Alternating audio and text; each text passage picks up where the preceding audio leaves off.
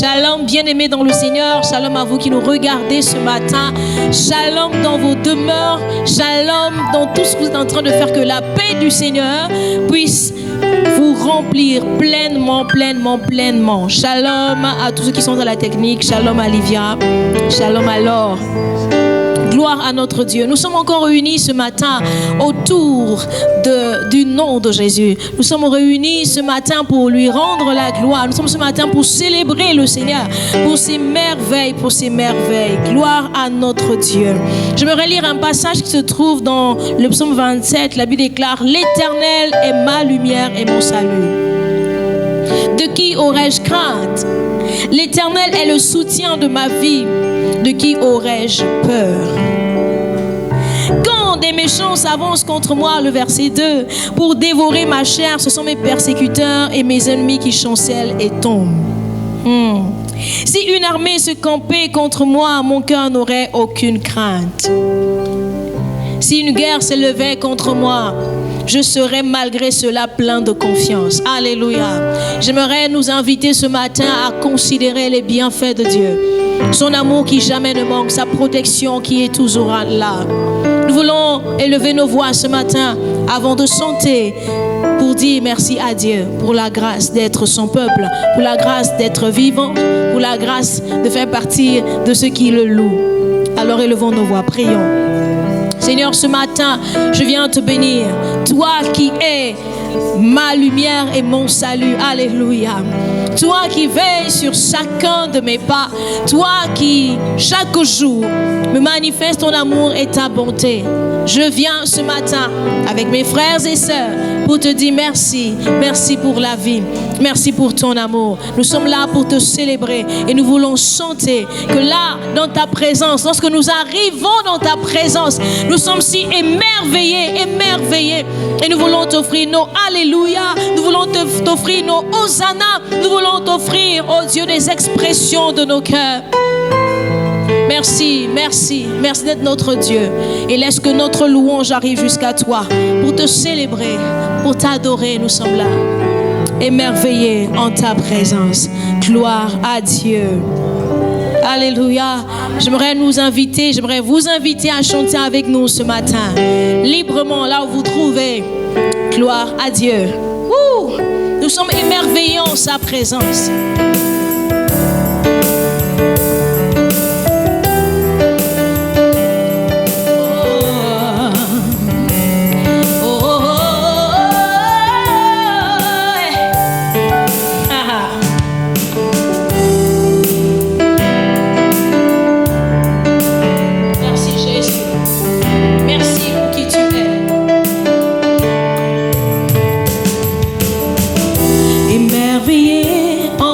Présence,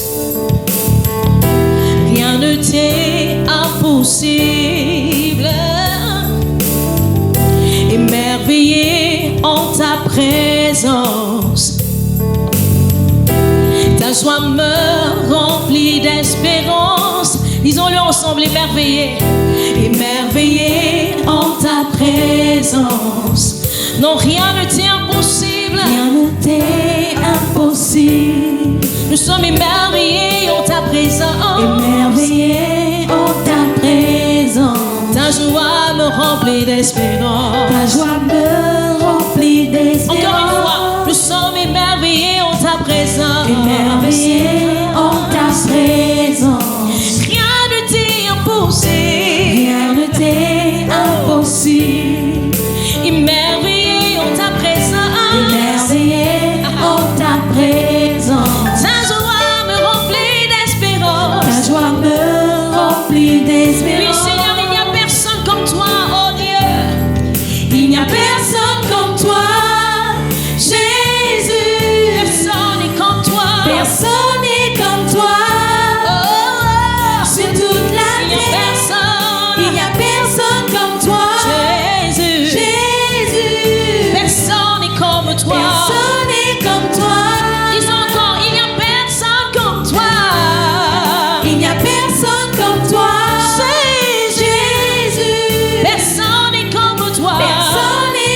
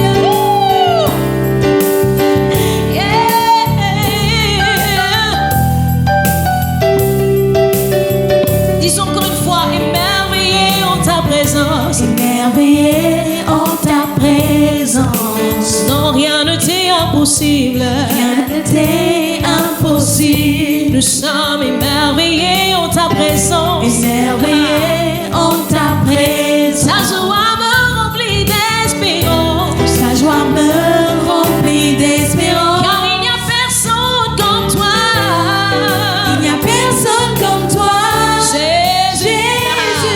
Personne n'est comme toi. Personne n'est comme toi. Sur toute la terre. Sur toute la Il n'y a terre. personne comme toi. Il n'y a personne comme toi. Jésus. Jésus. Personne. Personne n'est comme toi. Tu fais de grandes choses. Tu fais de grandes choses. Tes œuvres sont glorieuses. Sois le Dieu Toi le fidèle. Dieu fidèle. Puissant est ton nom. Puissant est ton nom. Tu fais de grandes choses. Tu fais de Tes grandes œuvres choses. sont glorieuses. Tes œuvres sont glorieuses. Toi le Toi le Dieu Dieu fidèle, fidèle. fidèle. Puissant est ton nom. Tu fais de grandes choses. Tu fais de grandes choses. Tes œuvres sont Tes œuvres glorieuses. sont Tu es le Dieu qui Toi restaure. le Dieu Tu es le fidèle. Dieu qui guérit. Puissant est ton nom. Tu fais de grandes choses.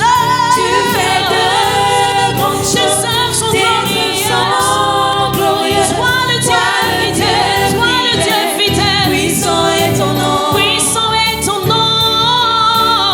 Nous l'acclamons ce matin. Ouh! Il mérite notre louange. Est-ce qu'on peut dire Alléluia, Alléluia? Alléluia, alléluia, alléluia, alléluia, alléluia, alléluia. Puissant. Puissant est ton nom. Alléluia, alléluia, Alléluia. alléluia, alléluia, alléluia, alléluia. Puissant est ton nom. Puissant est ton nom. Alléluia. Alléluia, alléluia, Alléluia. alléluia, alléluia, Alléluia. alléluia, alléluia. Puissant. Puissant est ton nom. Alléluia, alléluia, Alléluia. alléluia, alléluia, Alléluia. alléluia, alléluia. Puissant. Puissant Encore est une ton fois. nom. Alléluia. Alléluia, alléluia, Alléluia. alléluia, alléluia, Alléluia. alléluia, alléluia. Puissant. Puissant est ton nom. Puissant est ton nom. Puissant est ton nom. Puissant est ton nom. Puissant est ton nom. Puissant est ton nom. Puissant est ton nom. Puissant est ton nom. Puissant est ton nom. Puissant est ton nom. Puissant est ton nom. Puissant est ton nom. Puissant est ton nom.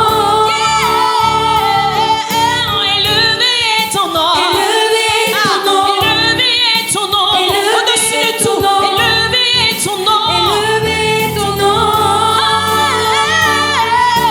Élevé est ton nom. Élevé est ton nom. Élevé est ton nom. Élevé est ton nom. Élevé est ton nom. Élevé est ton nom. Majestueux est ton nom. Majestueux est ton nom. Majestueux est ton nom. Majestueux Le nom de est Jésus. ton nom. Majestueux est ton nom. Majestueux est ton nom. Majestueux est ton nom. Majestueux est ton nom. Majestueux est ton nom. Majestueux est ton nom. Majestueux est ton nom. Majestueux est ton nom. Tu fais de grandes choses. Tes œuvres sont Tes œuvres sont glorieuses. Toi le Dieu fidèle. Puissant est ton nom. Puissant est ton nom. Tu fais de grandes choses. Tu fais de grandes choses. Tes œuvres sont Tes œuvres sont glorieuses. Toi le Dieu fidèle. Puissant. Puissant est ton nom. Tu fais de grandes choses. Tu fais de grandes choses. Tes œuvres sont Tes œuvres sont glorieuses. Tu es le Dieu Toi le Dieu fidèle. Puissant est ton Puissant nom. est ton nom. Alléluia. Tu fais de grandes choses. Tu fais des merveilles. Tu opères des miracles. Tu opères des prodiges. Tu fais de grandes choses. Tu brises les chaînes de la maladie. Tu brises les chaînes de la captivité. Puissant, puissant est ton nom.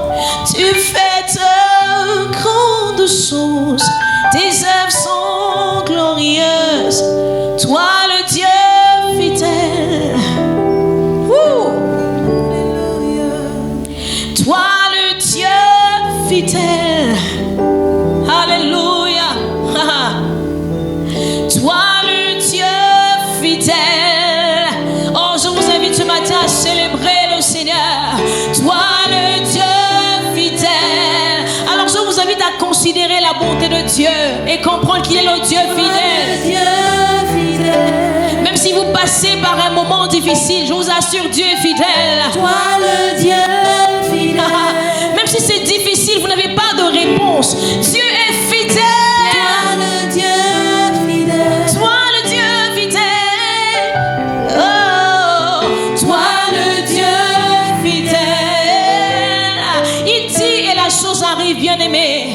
Toi le Dieu fidèle. Il ordonne et il existe. Il ne vous a jamais laissé tomber. Toi le Dieu. Ce n'est pas aujourd'hui qu'il le fera. Il ne nous laissera jamais tomber. Il est le Dieu fidèle. Le Dieu fidèle. Seigneur, je vois ta bonté. Je ne peux m'empêcher de chanter le Dieu fidèle. Toi le Dieu fidèle. Toi le Dieu fidèle. Toi le Dieu puissant. Puissant est ton nom. Alléluia. Dans sa présence, il y a toujours quelque chose qui se passe. Dans sa présence, il y a toujours quelque chose qui se passe. Nous adorons le Dieu Tout-Puissant. Et parce qu'il est Tout-Puissant, parce qu'il est au-dessus de tout, il mérite notre adoration. Parce qu'il est au-dessus de tout, il mérite que nous nous arrêtions pour lui rendre la gloire. Toute la gloire, toute la gloire. Alléluia. Dieu Tout-Puissant, Dieu de gloire, oh nous t'adorons. Dieu Tout-Puissant, Dieu de gloire, oh nous t'adorons. Oh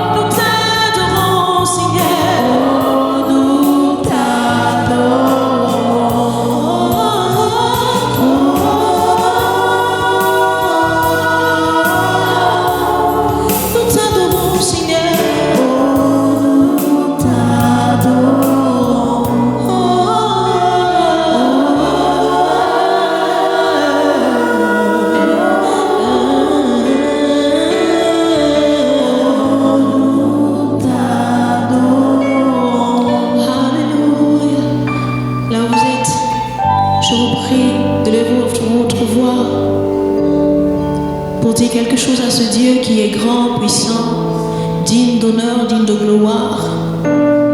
Alors que nous sommes là dans sa présence, nous te bénissons, Éternel, notre Dieu.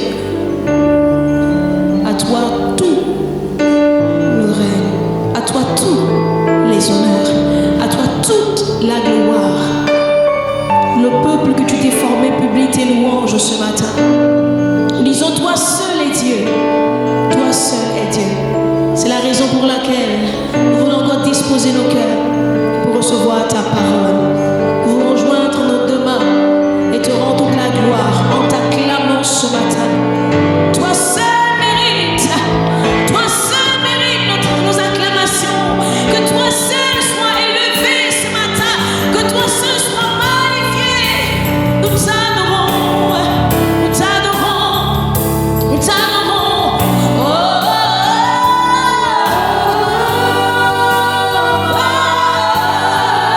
nous t'adorons, Seigneur. Nous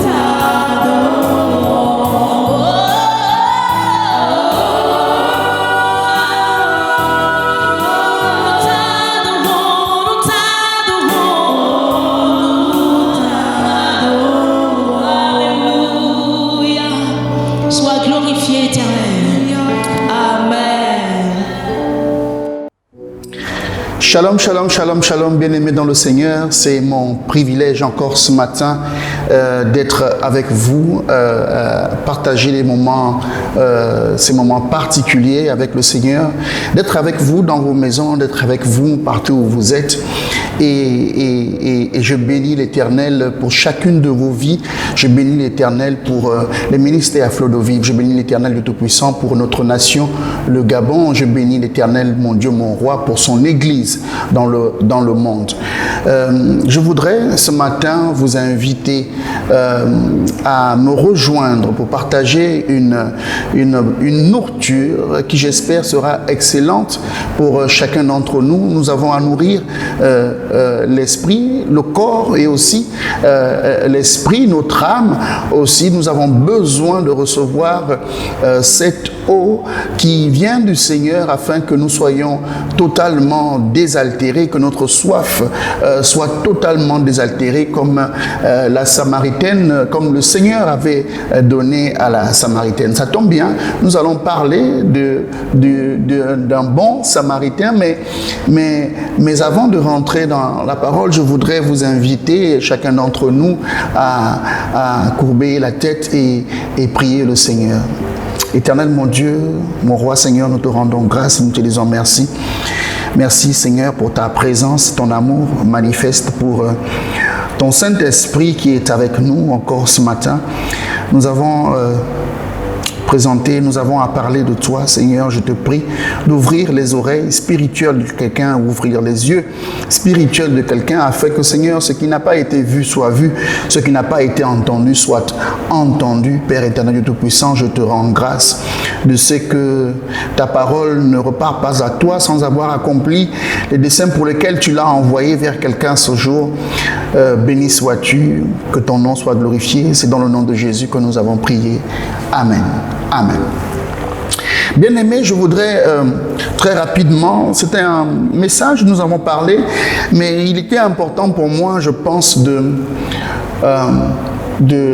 partager à nouveau ce message en ligne pour que chacun d'entre nous s'en imprègne davantage et comprenne les enjeux. Il y a des enjeux dans ce monde, il y a des enjeux dans notre lieu de travail, il y a des enjeux partout où nous sommes, nous avons des enjeux du royaume. Les enjeux du royaume passent avant toute chose, les enjeux du royaume doivent passer avant nos vies. D'ailleurs, les enjeux du royaume ont passé avant la vie du Christ lui-même. Et c'est pourquoi je pense qu'il est important pour chacun d'entre nous de reconsidérer les enjeux et puis comprendre davantage le chemin que nous avons à emprunter.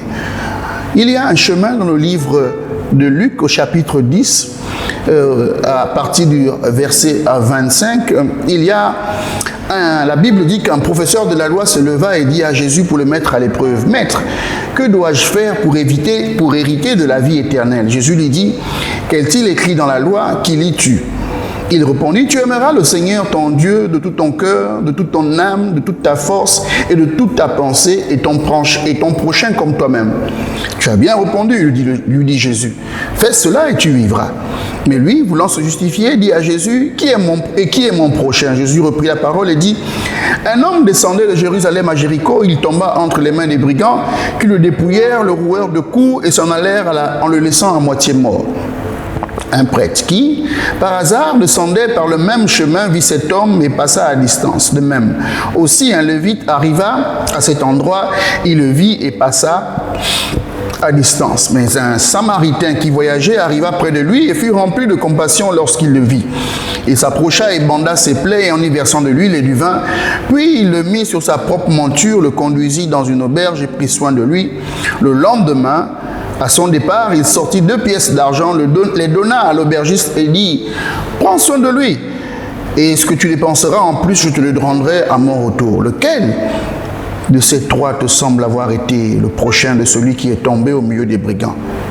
C'est celui qui a agi avec bonté avant lui, répondit le professeur de la loi. Jésus lui dit: « Donc, va agir de la même manière toi aussi. » Voici une parole bien connue de plusieurs d'entre nous, cette parabole du bon Samaritain, d'ailleurs, qui a désormais impacté le monde parce que cette parabole est bien le symbole de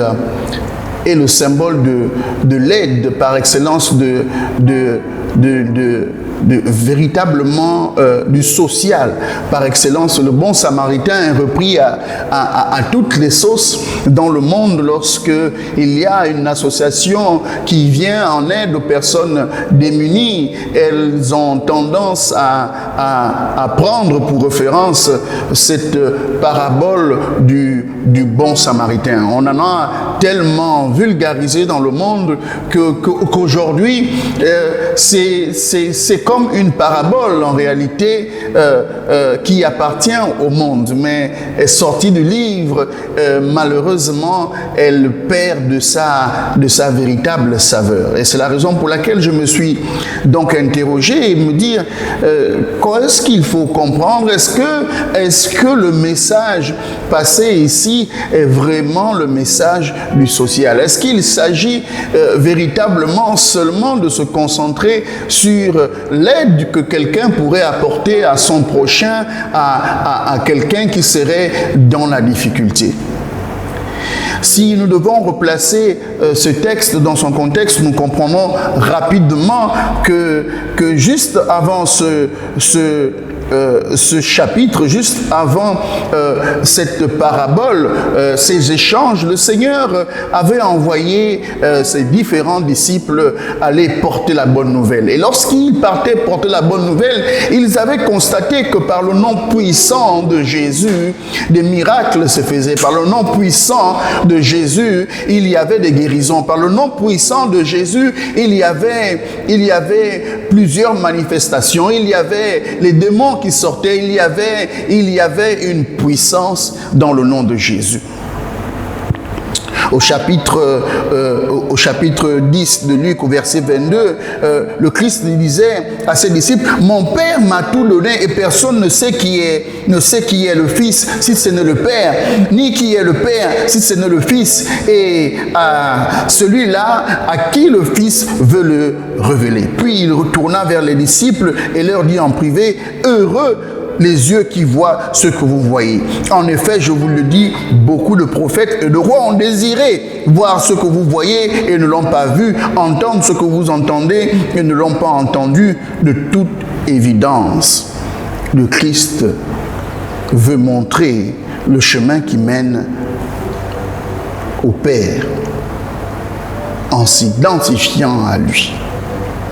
Ces paroles étaient troublantes. Ces paroles étaient troublantes pour ceux qui ne croyaient pas. Ces paroles étaient troublantes. Ces paroles étaient troublantes pour les pharisiens qui voyaient effectivement une manifestation de la puissance dans le nom de Jésus. Et ces paroles étaient troublantes pour les spécialistes de la loi qui ne comprenaient pas que ce jeune homme, à peine âgé d'une trentaine d'années, avait la capacité de rassembler autant autour de lui sur la parole. Eux qui connaissaient la parole, eux qui étaient des spécialistes de la loi, étaient troublés, profondément troublés dans leur fond intérieur quant à la capacité de ce jeune homme de fédérer autour de lui.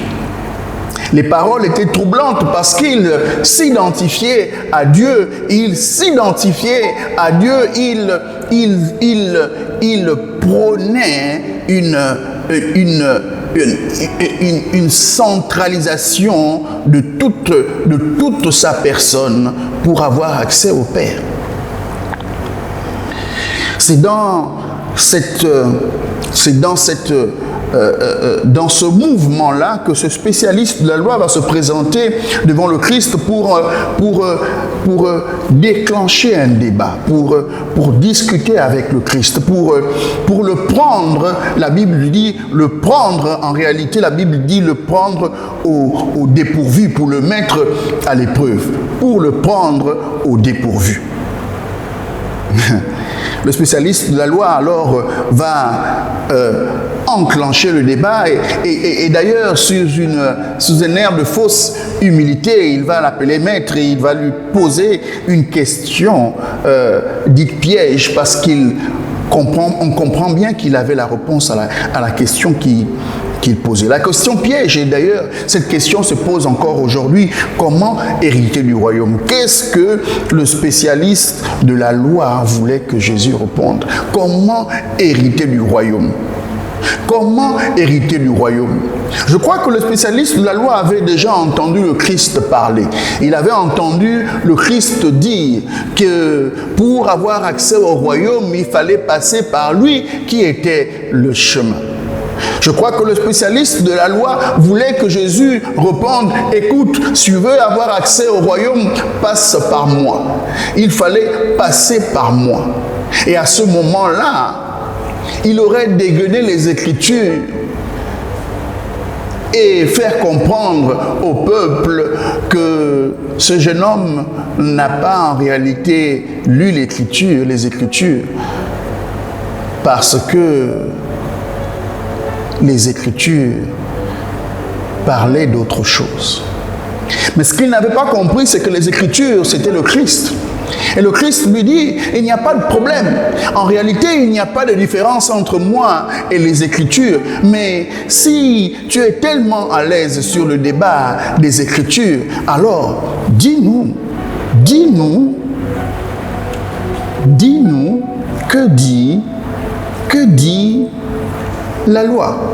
Que disent les Écritures par rapport à l'accès au royaume? Le spécialiste de la loi va d'ailleurs associer deux commandements majeurs. Le Deutéronome au chapitre 6 du verset 5, « Tu aimeras l'Éternel ton Dieu de tout ton cœur, de toute ton âme et de toute ta force. » À cela, il va ajouter le Lévitique 19 au verset 18. « Tu ne te vengeras pas et tu ne garderas pas de rancune contre les membres de ton peuple. Tu aimeras ton prochain comme toi-même. Je suis l'Éternel. » Belle combinaison qui d'ailleurs rassemble ces deux versets, rassemblent à eux deux toute l'essence même des Écritures. Aimer Dieu et de cet amour aimer son prochain. En citant ces deux versets en combinaison avec pleine d'assurance, nous comprenons que le spécialiste montre là toute sa connaissance des Écritures, car ces deux commandements se résument en ces deux versets. Le débat est ouvert et le Christ évite le piège, car en répondant, il se serait mis à dos les Écritures. Seconde question piège, lorsqu'il voit qu'il a bien répondu, le Christ lui dit, mais tu as bien répondu, va et fais donc ainsi. Le spécialiste de la loi, qui n'entend pas terminer ainsi le débat, va laisser la première assertion pour laquelle je pense qu'il estime, et d'ailleurs en bon spécialiste de la loi, aimer l'Éternel son Dieu de tout son cœur, de toute son âme et de toute sa force, va se consacrer sur la deuxième assertion, tu aimeras ton prochain comme toi-même. Et le mot prochain arrive comme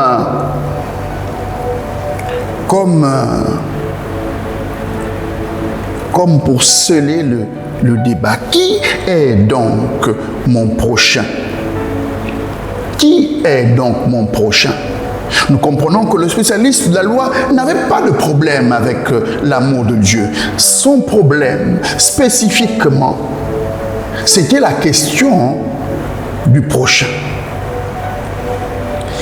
Le Christ, dans sa sagesse, va saisir cette porte ouverte et va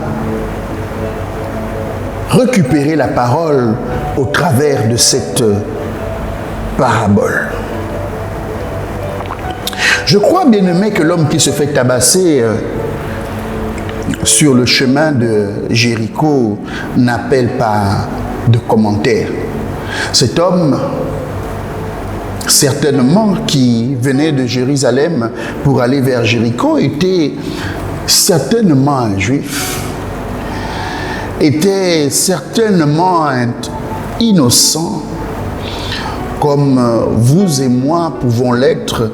Cet homme était certainement n'importe lequel d'entre nous appelé à mourir, complètement dépouillé, complètement abattu, complètement délaissé. Cet homme, c'est vous, c'est moi, c'est n'importe lequel d'entre nous qui, sans le Christ, est appelé à mourir.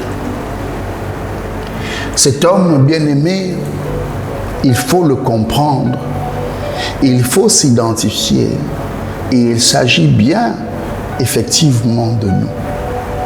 À côté de cet homme, il y a ces deux religieux, le prêtre qui est le spécialiste du service dans le temple de Dieu, l'homme au sommet de cette pyramide du service dans le temple de Jérusalem.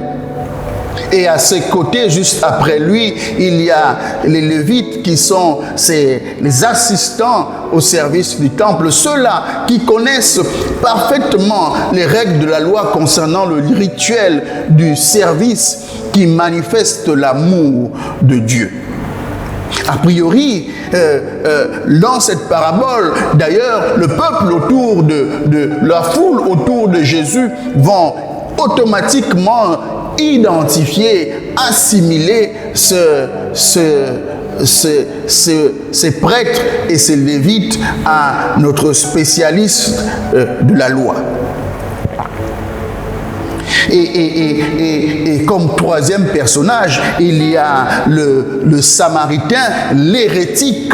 D'ailleurs, celui-là dont le nom ne doit pas être cité, qui est détesté rien que par son origine, qui est détesté juste parce qu'il n'est pas d'origine.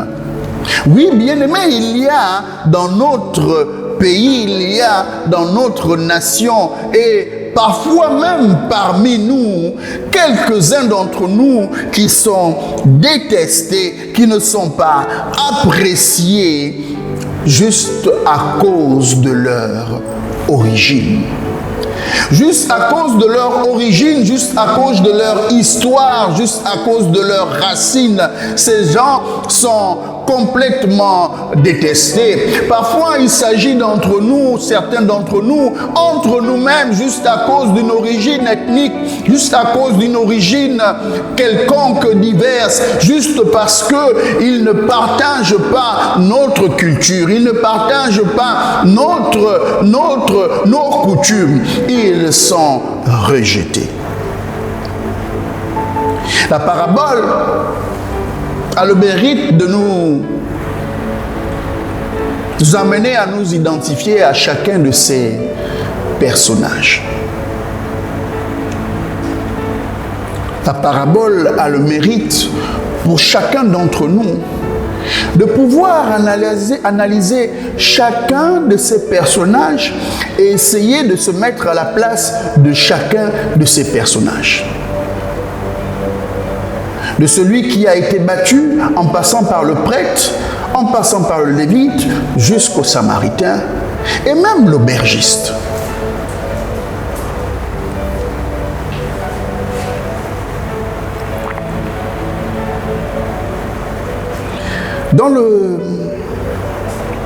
Dans ce passage, il y a une véritable question qui trouble le spécialiste de la loi, qui croit connaître qui est le prochain. D'ailleurs, les Juifs à l'époque avaient fini par totalement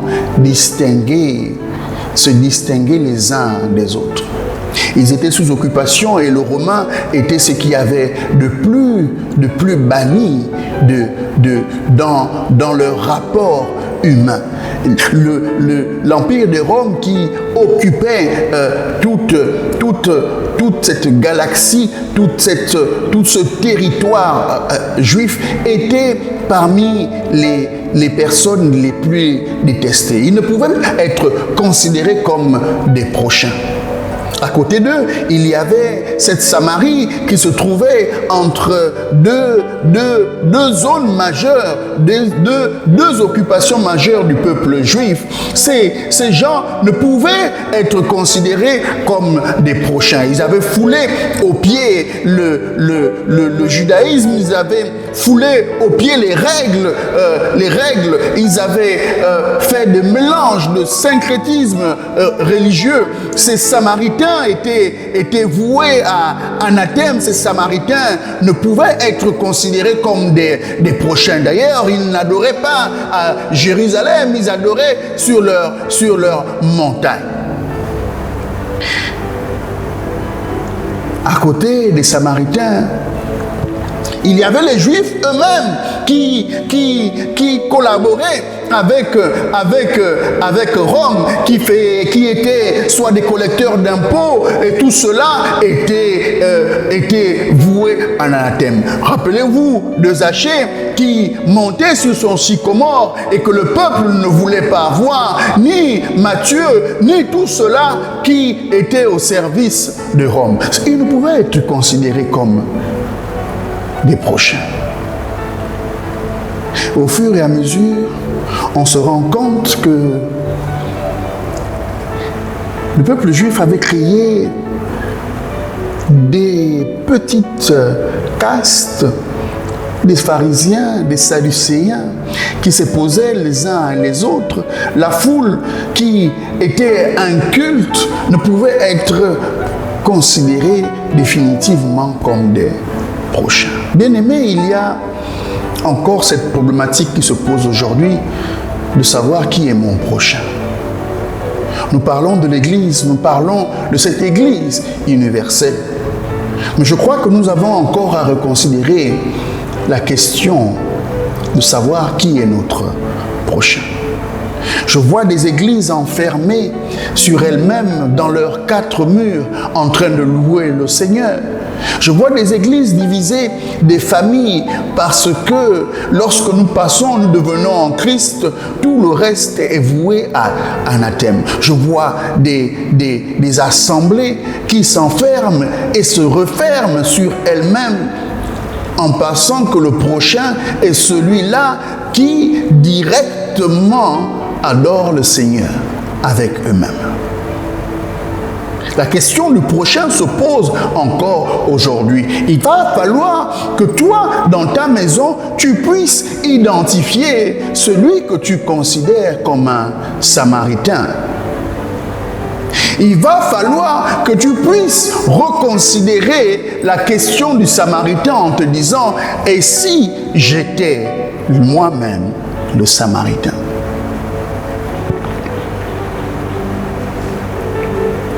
Lévitique 19 au verset 33 dit « Si un étranger vient séjourner avec vous dans votre pays, vous ne le maltraiterez pas. » Au verset 34, « Vous traiterez l'étranger en séjour parmi vous comme un Israélite, comme l'un de vous. Vous l'aimerez comme vous-même, car vous avez été étrangers en Égypte. » Ces 2 versets majeurs ne semblent pas, ou du moins semblent avoir été occultés par le spécialiste de la loi.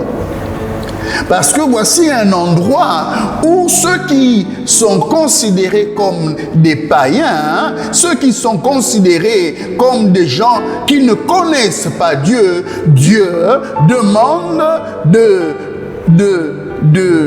de ne pas les maltraiter. Mieux, Dieu demande de les traiter comme un Israélite, comme l'un d'entre nous, comme nous-mêmes, comme nous nous aimons nous-mêmes. Il y a donc ici une extension de la notion d'étranger de prochain qui va jusqu'aux émigrés, jusqu'aux étrangers.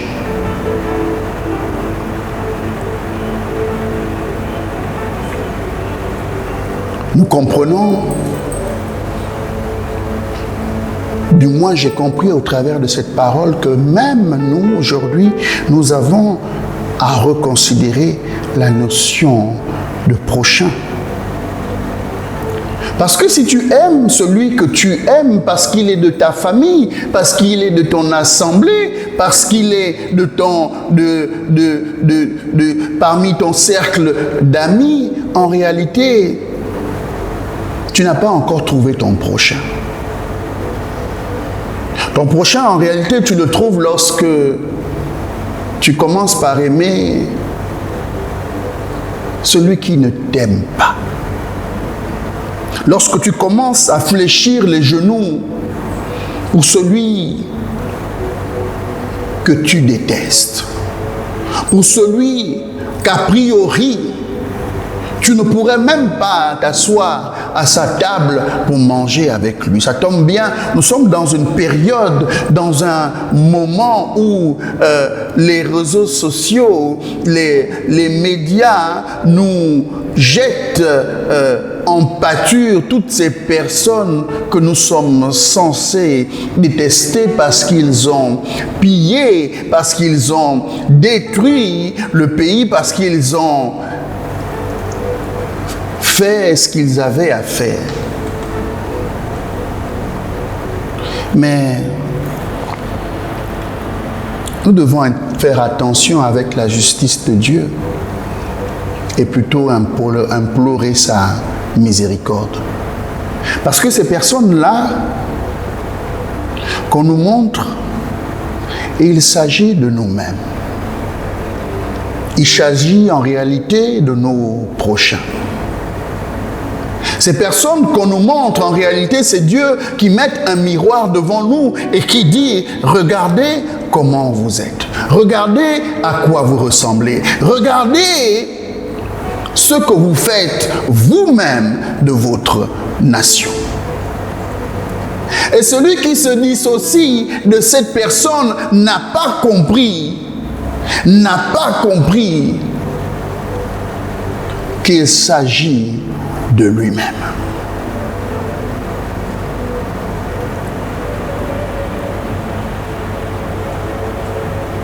Bien-aimés, il faut revenir à la miséricorde et à la grâce de Dieu. Il faut apprendre à nous dépouiller de notre justice et de tout notre savoir. Il faut juste demander à Dieu de la miséricorde. Il ne s'agit pas pour nous d'aimer Dieu parfaitement, car je comprends ici que si seulement un seul instant nous nous posons la question de savoir, est-ce que j'aime Dieu de tout mon cœur, de toute mon âme, de toute ma force et de toute ma pensée? Avec l'honnêteté de mon cœur, je trouverai de quoi redire. Parce qu'il y a encore des moments où mes besoins passent avant la volonté du Seigneur. Avant d'arriver au prochain, il y a encore que nous avons à nous préoccuper de l'amour véritable que nous avons à donner au Seigneur. Et quand nous voyons le degré d'amour auquel le Seigneur nous appelle, nous comprenons très rapidement qu'il est impossible à l'homme d'arriver à ce niveau d'amour, agapao, complètement voué vers le Seigneur. Et d'ailleurs, pour plusieurs d'entre nous, pour ceux qui se sont approchés de la véritable adoration, ils ont compris très rapidement leurs insuffisances. Et les larmes qui coulent de nos corps nous montrent à quel point nous sommes incapables d'obéir parfaitement à un seul commandement de la loi. Et par conséquent, si nous n'en sommes pas capables, les conséquences de notre amour vers le prochain sont patentes devant nous.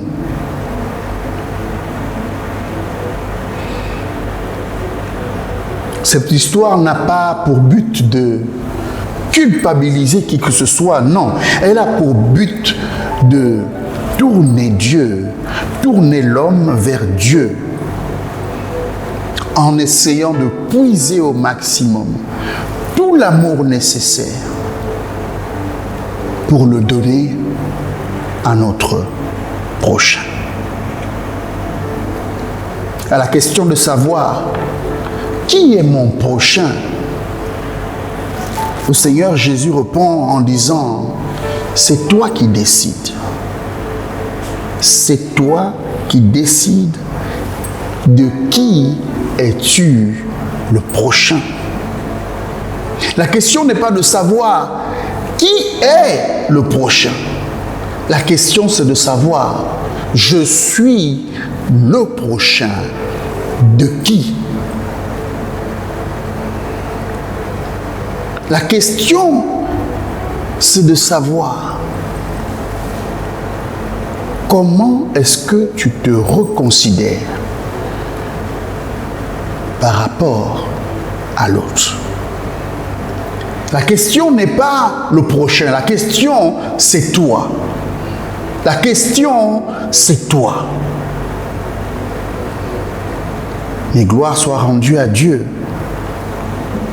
Notre Seigneur Jésus nous a donné la capacité d'aller au-delà. Il s'agit en réalité de son amour. De son amour à lui. Et d'ailleurs, le Seigneur le dit, il a tant aimé le monde. Il a tant aimé le monde qu'il a donné son Fils unique. Afin que quiconque croit en lui ne périsse point, mais qu'il ait l'amour, qu'il ait la vie éternelle.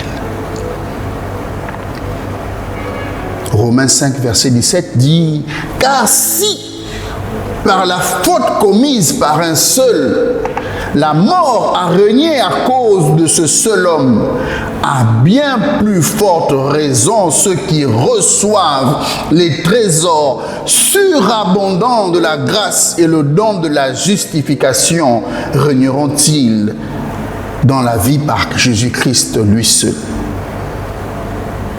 Bien-aimés, le christianisme n'est pas une affaire de faire. Je crois que la question que le spécialiste de la loi posait, c'était de savoir que dois-je faire. À cette question, je te réponds aujourd'hui, tu n'as rien à faire. D'ailleurs, il n'y a rien que tu puisses faire. Tu es incapable de par toi-même de faire quoi que ce soit pour avoir accès au royaume. Le christianisme, c'est recevoir. Le christianisme, c'est recevoir. Abraham a cru et il lui fit imputer à justice. Il n'y a rien à ajouter au Christ Jésus. Il n'y a pas de prière, pas de jeûne, pas de rituel. Il y a juste à recevoir le Christ. Il y a juste, comme la femme à la perte de sang, à recevoir la guérison. Il y a juste, comme le centenier romain, à recevoir la guérison. De ces deux-là, le Christ pouvait dire qu'il n'a jamais vu aussi grande foi en Israël. Bien-aimé, ce jour, tu as juste à recevoir l'amour qui vient de Dieu pour le donner à ceux qui en ont besoin. Tu n'as juste qu'à recevoir. Tendre Père, mon Dieu, mon Roi, nous nous tenons devant toi ce matin pour recevoir. Pour recevoir, Seigneur, ton amour et ta grâce, ta bonté et ta miséricorde. Ô Père, nous ne voulons pas nous faire juges. Nous implorons ta miséricorde sur nous. Nous ne voulons pas essayer de faire. Nous prions au Dieu Tout-Puissant juste à recevoir le Christ comme Seigneur et Sauveur, à recevoir la guérison, à recevoir la restauration, à recevoir, ô Père, ta bénédiction éternelle. Laisse que ton nom soit glorifié. Que le nom de Jésus apporte la restauration dans chacune de nos maisons. C'est dans le nom de Jésus que j'ai prié. Amen. Amen. Amen. Amen. Bon dimanche chez vous. Que l'Éternel vous bénisse dans le nom de Jésus. Amen.